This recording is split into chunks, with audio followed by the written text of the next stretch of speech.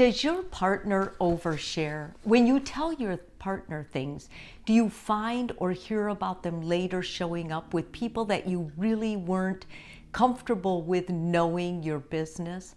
Many times when people are with someone who is an oversharer, it starts distorting the relationship. It starts working on the trust issues, and there's a lot of conflict about this.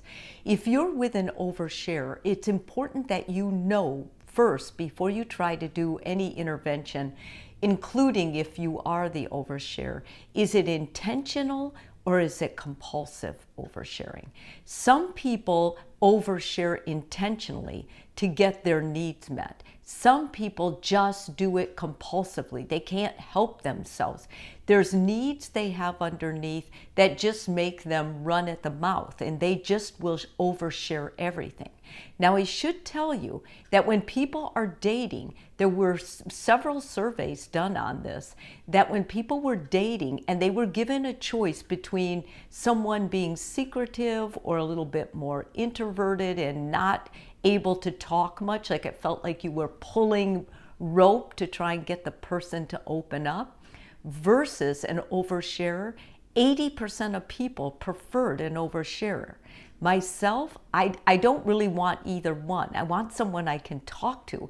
But when someone overshares, it makes me worry about their boundaries and about how far I can trust them. And if you are watching this video, these are probably your concerns too. So what causes, or what's the fuel behind people oversharing?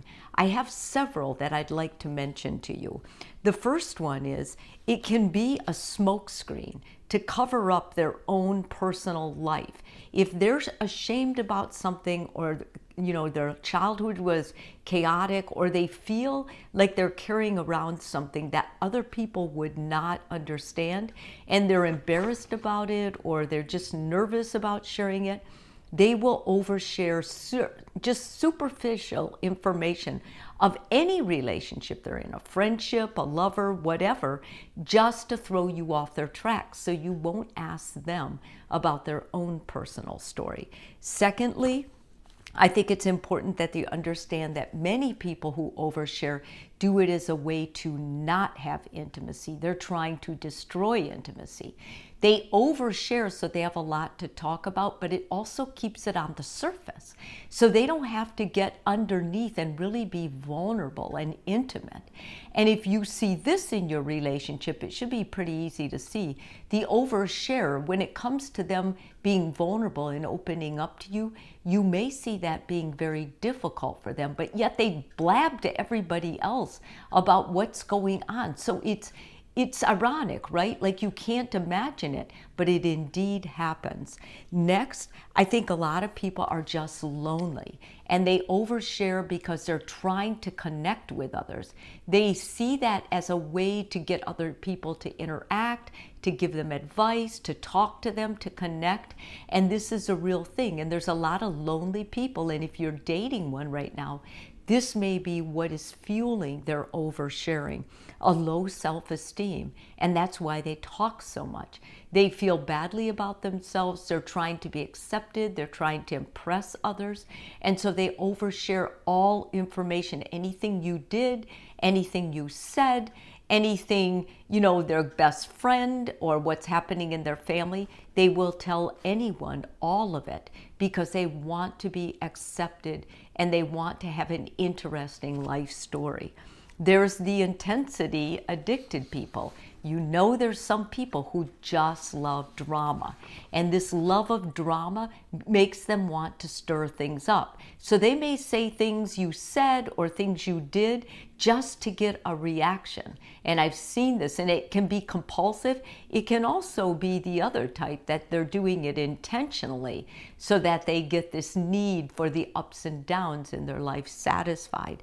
It may be they overshare to have a victim stance, like they may talk about all the bad things you do, or they may talk about, all the trials and tribulations they've had in their life, because they've got a victim mindset, and no matter what happens in their life, They need to be the victim.